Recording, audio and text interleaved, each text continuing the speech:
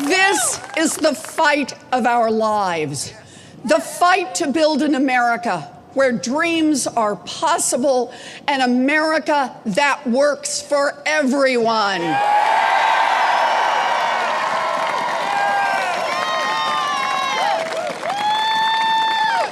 And that is why I stand here today to declare that I am a candidate for President of the United States of America.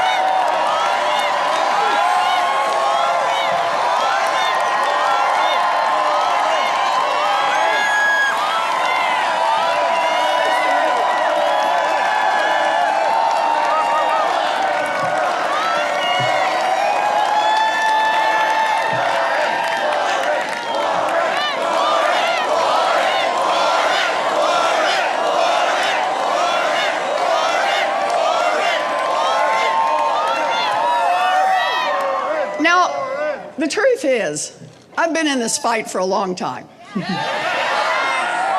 I grew up in Oklahoma on the ragged edge of the middle class. Now, when my daddy had a heart attack, my family nearly tumbled over the financial cliff. But we didn't. My mother, who was 50 years old and had never worked outside the home, walked to Sears and got a minimum wage job answering the phones. That job saved our house, and it saved our family. I ended up at a commuter college that cost $50 a semester.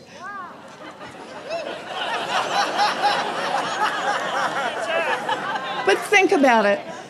That is how the daughter of a janitor managed to become a public school teacher, a law professor, and a United States senator. I believe in an America of opportunity.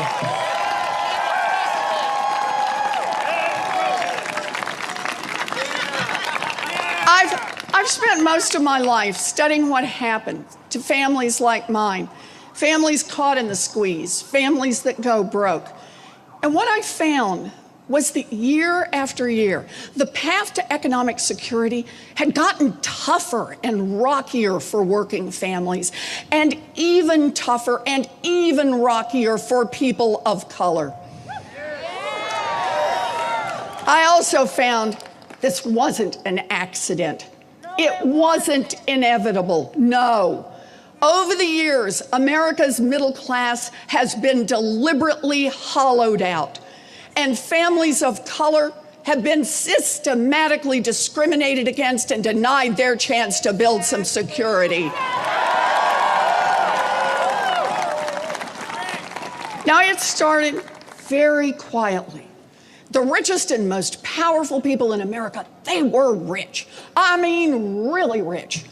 But they wanted to be even richer, and they didn't care who got hurt. So every year, bit by bit, they lobbied Washington and paid off politicians to tilt the system just a little more in their direction. And year by year, bit by bit, more of the wealth and opportunity went to the people at the very top. And that is how today, in the richest country in the history of the world, tens of millions of people are struggling to get by. Since the early 1970s, adjusted for inflation, wages in America have barely budged, but the cost of housing has gone up nearly 2/3. The cost of college has nearly tripled, and 40% of Americans couldn't find $400 to cover an emergency. That is millions of hardworking people in this country whose lives would be turned upside down if the transmission fell out of the car or somebody got sick and missed a week at work. The middle class squeeze is real, and millions of families can barely breathe. It is not right.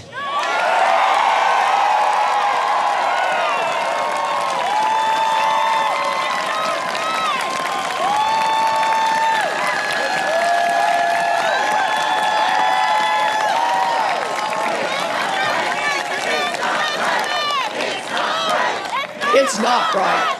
It's not right. It's not right. It's not right. It's not right. It's not right. Now, this disaster has touched every community in America. And for communities of color that have stared down structural racism for generations, the disaster has hit even harder. Take home ownership, the number one way that middle-class families build wealth in our country. Back in 1960, it was legal to discriminate against families of color. And the gap between white homeownership and black homeownership rates was 27 percentage points. That's a lot. It is a lot. Over time, we changed the law to prohibit that kind of discrimination, and the gap began to close. But today, the home ownership gap between black and white families is 30 percentage points, bigger than it was back in 1960 when housing discrimination was actually legal. Race matters, and we need to say so.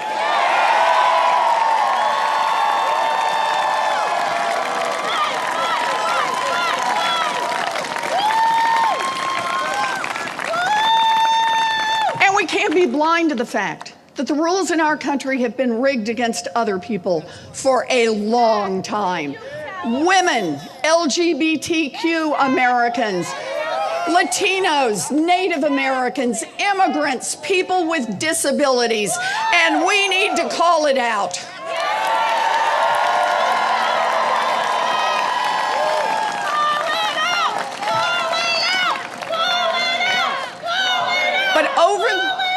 But over the course of a generation, the rules of our economy have gotten rigged so far in favor of the rich and powerful that everyone else is at risk of being left behind.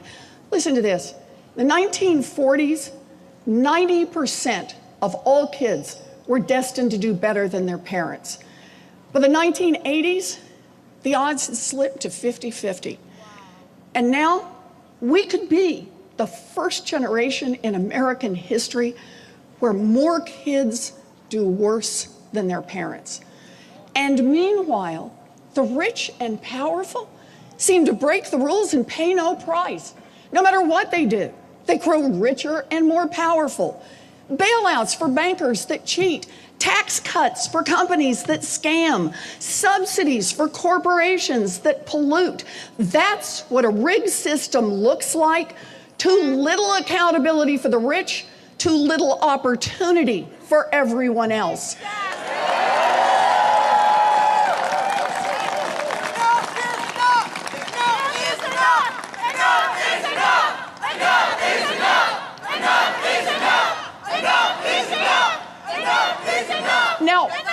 Now, when I talk about this, some rich guys scream, class warfare. Well, let me tell you something. These same rich guys have been waging class warfare against hardworking people for decades. I say it's time to fight back.